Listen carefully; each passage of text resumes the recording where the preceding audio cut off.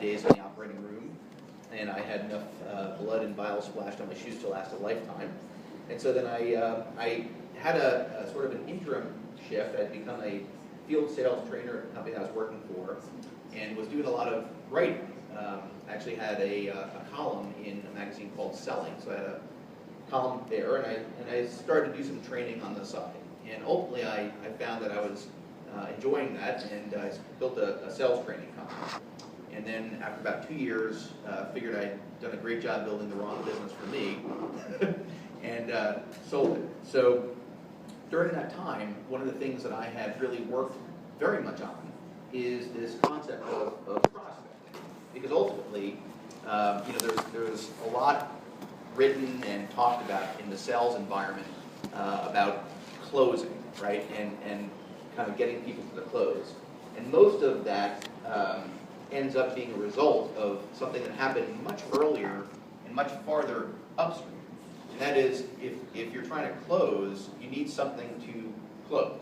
The more things you have to close, the less pressure there is to close something. And so the idea behind prospecting is to create this really, really big pipeline of potential opportunities. And what that allows us to do is really follow a much more comfortable process of sifting and sorting, rather than trying to close and convince. So let me just introduce my family here. That's me. That's my daughter Alexa. We call her the little darling, and my wife Jill. So not a big family, but we have a lot of fun together and enjoy spending time.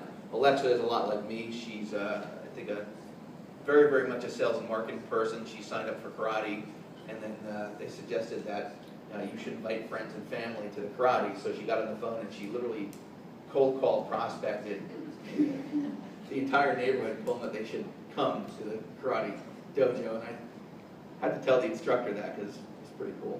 Anyway,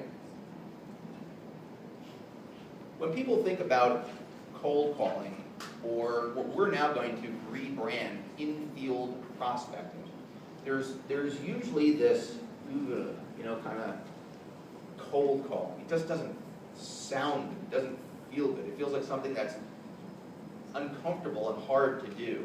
And so I really want to take a big shift in how we think about this today. We're really not cold calling in a sense that most people think about, dialing a phone. You're going to pick up the phone, call somebody you don't know, and try to convince them to do something. That's not what we're doing. So let's dispel some of the myths. Today, 3 primary objectives. Want to, like I said, create a total shift in how you see this concept. And the reason I want to create that shift is so that you yourselves and your team will get a lot out of what this has to give you. And as you'll see as we go through this, there's a lot that you can gain. Whether you're established or whether you're just starting out, it doesn't matter. This is an opportunity of how to go about this business that can really seriously build your business. Does anybody not know John Whitaker here? John Whitaker was a cold call. Who would like to have missed out on that? Right? So when we start to think about introducing ourselves to people we don't know, let's completely shift our mentality. In order to do that, we really have to learn how to do it properly. Because if we don't feel comfortable with this, if we don't feel that we can master this, if we don't feel that it's easy for us to do or natural, we're not going to do it. Right? As good as it can be, we're not going to do it if it's hard or confusing. So today we're going to really teach the ways to go about this effectively, and I think you'll find it's not actually as complicated as you think. And then, rather than just teach it to you and say, here's what you should do, today is a workshop. You're going to do it. You're going to actually spend some time today practicing this prospecting process. I'm not here to script you, right? I'm not here to turn you into a bad version of Steve Weaver or a bad version of me. I'm here to give you some structure that you can easily follow a repeatable system, and ultimately you're going to turn this into your own verbiage. But for the purpose of today, that structure will be very important. So let's take a look at some myths on this just for a second. Because as we shift the mentality and the mindset around this whole activity, I think we really need to understand that it is different than what we think. I've actually had people say this to me here in New Skin. You know, I've been in his business for 10 years. I've never had to resort to cold calling. Really? Seriously, never? So everybody that you brought into the business, you knew? I don't think so. You never went to a networking group and met new people? That's a cold call, right? Isn't that a cold market? You never sat in a Starbucks? Where's Greg? Your whole business is based on meeting new people. You never went to a social gathering, you know, a birthday party, a barbecue? How about a wedding? How about LinkedIn? You never friended somebody or looked at somebody on LinkedIn and said, I think I should friend this person because they look like they have connections into pharmaceuticals or whatever? Of course, right? So the idea that we don't resort to this kind of technique or cold calling is complete bunk. Most of our business is a cold or lukewarm market that we then make a warm market. It's perfectly appropriate. Yeah, but cold calling a doctor's practice, isn't that a little bit more like selling something? I mean, all right, LinkedIn, you're making a connection. When you walk into a doctor's practice, that's kind of, you're really much more a sales rep, right? I don't know. Are we trying to close them, or we just simply introducing and qualifying them and inviting them to take a look? We're not there to close them. We're not there to, you know, pull the scanner out of the bag and give them all the features and benefits, and, you know, like you can hear the boop, boop, boop, you know, back up of the truck, all the features, benefits, dumps, right? It's got all this great stuff. You can make all this. No, we're just honestly looking to introduce the concept, qualify them if there's somebody that's even appropriate for our technology, and invite them to have a look at it, just like we would anybody else. If we sat and we met somebody that we didn't know about our business, we'd say, tell me what you do. How long have you been doing that? What's changing in your environment? How do you like that? Have you ever thought about doing something on your own? Nope, absolutely love my job. Best thing ever. Okay, have a nice day. We don't then say, oh, but you should really be doing what I'm doing. No, you're not really qualified for this. Doctor, you have an interest in nutrition? No, I think it's absolutely, you know, quackery. Okay. Next, right? We're not going to convince people that don't deserve the benefit of the conversation. So calling to a doctor's office, no different. Yeah, and here's part B of that. We have to try to convince the doctor. No, we don't. We're not trying to convince anybody. I'm looking for people that are essentially what I call already ready already. They get it. They're open to it. They're entrepreneurially oriented. They're comfortable with the idea of introducing something to a patient. Those are the people I'm looking for. This is just a way to access them. Sifting, sorting, not convincing. Okay, so where does this whole concept of, and again, we're going to call this in-field prospecting. Why? Because you're out in the field, right? You're not sitting in your home. You're out in the field where, you know, people exist. Where does this fit in terms of an actual strategy, in terms of something that is what you want to plan? Is it something you do, like if you got nothing else to do? Yeah, maybe. But I think there's a much better way to fit this in. One, as a main strategy. What's wrong with that? Nothing. How many doctor's offices could you actually get into? If you were a pharma rep, or if you were a medical rep, you'd have a territory. Counties, a state, a city. There's thousands of doctors in a region. So when you think about it, it's right there. It's a few feet away. I wonder how many doctors' offices are in Provo, chiropractors, and, you know, all the different doctors, tons, right? So as a main strategy, it's actually a pretty effective play.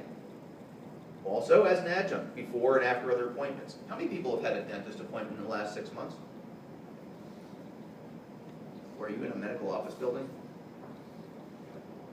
How many other doctor's offices were in that medical office building? Could he have gotten there a half hour early and made a few calls or stayed a half hour late? Of course he could have. What if you go shopping? Could you go to an area, you know, an hour before you go shopping and just drop in a couple of doctor's offices and introduce yourself? Of course you could. It's completely low-hanging fruit.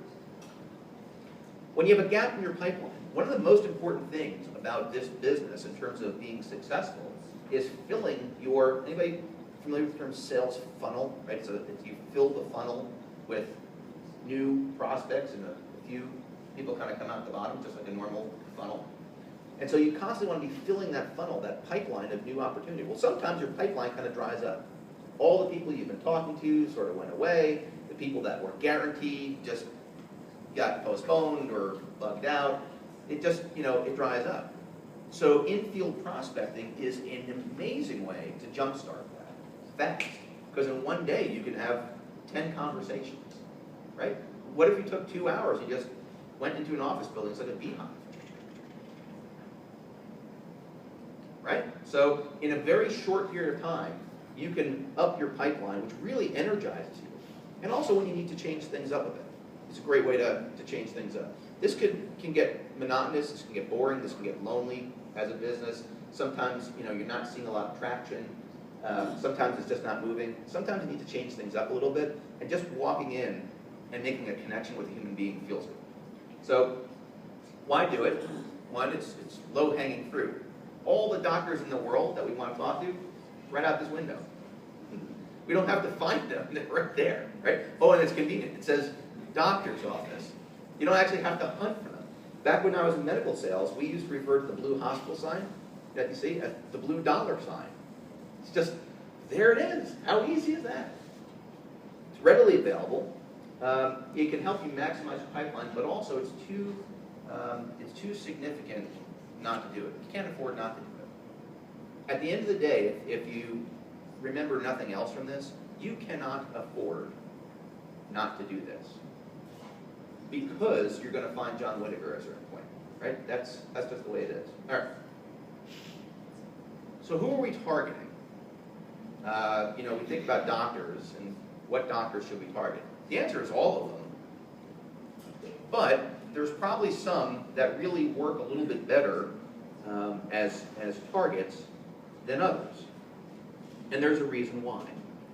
So here's a sort of a starting list that you can think about. Chiropractors are very nutritionally focused. And by the way, at the end of this, I'm going to give you my email. If you want this presentation, so you don't have to worry about recording stuff, if you want this, send me your email and we can work to get it to you. Chiropractors are nutritionally focused. They're actually one of the few medical practices that have gotten, and obviously you know this pretty well, have gotten formalized medical training as part of their training. Ophthalmologists are a really unique and very exciting place for us to spend time. Here's why. What do ophthalmologists do, and when you go in for your visit, more than any other doctor? And optometrists as well. They sell.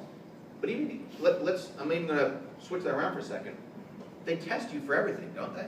Yes. Yeah. When you go to an optometrist and ophthalmologist, you go from like station to station to station. That's like 90% of the business getting tested. It's a perfect fit. To Steve's point, they're also very comfortable with the idea of retail. They sell solutions and contact lenses and LASIK and all this different stuff. They frequently also sell supplements, eye supplements like Ocuvite, right, by Bausch & Lomb. It's nothing that they're unaccustomed to. And P.S., our technology was designed with the ophthalmology and optometry world in mind, with macular degeneration. One more thing that makes ophthalmologists and optometrists actually a great fit